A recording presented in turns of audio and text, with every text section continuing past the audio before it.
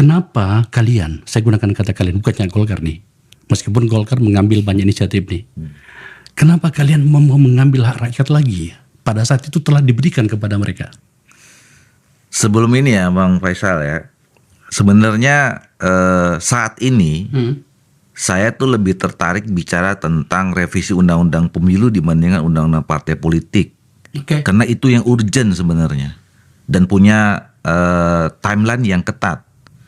Nah, pilkada ini karena memang sudah dilontarkan, ini kan sekarang yang menjadi topik utama. Saya khawatir jangan sampai isu ini menguburkan isu pemilu yang deadline-nya menurut saya itu Juli 2026 ini. Saya setuju Om, saya setuju. Maksudnya gini, pilkada ini kita masih panjang waktunya. Ya. Gitu loh. Nah, balik ke pertama tadi. Ya sebetulnya kan isu yang utama yang mengemukakan ini soal biaya politik yang besar, ya, biaya politik yang besar, dan itu tergantung terdiri dari dua hal sebetulnya. Yang pertama biaya penyelenggaraannya yang memang sampai totally kemarin average 30 triliunan lah biaya resmi penyelenggaraannya. Total kalau seluruh untuk pilkada saja gitu ya. Gubernur dan wali kota bupati. Wali kota. Oke, berapa? Gitu. 34 atau 38 triliun totalnya penyelenggaraan NPHD yang dikumpulkan oleh KPU dan Bawaslu yang itu diserahkan oleh APBD dari daerah masing-masing. Memang relatif cukup besar gitu, dan di beberapa daerah apalagi daerah yang kapasitas fiskalnya kecil itu mereka teriak. Makanya adalah kemudian alternatif yang berikutnya penyelenggaraannya pilkada itu masukkan APBN aja supaya nggak memberatkan APBD gitu. Dan saya termasuk yang setuju itu waktu itu. Ya udahlah, memang agenda politik nasional kan ini agenda nasional, ya masuk APBN saja gitu loh. Itu satu.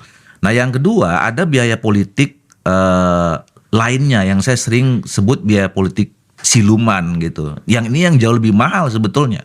Ya, katakanlah misalnya soal pertama mahar politik, ya. Kemudian yang kedua biaya politik meyakinkan voters untuk bisa menang gitu. Dan itu jauh lebih besar biayanya dibanding biaya formalnya gitu. Nah itu satu.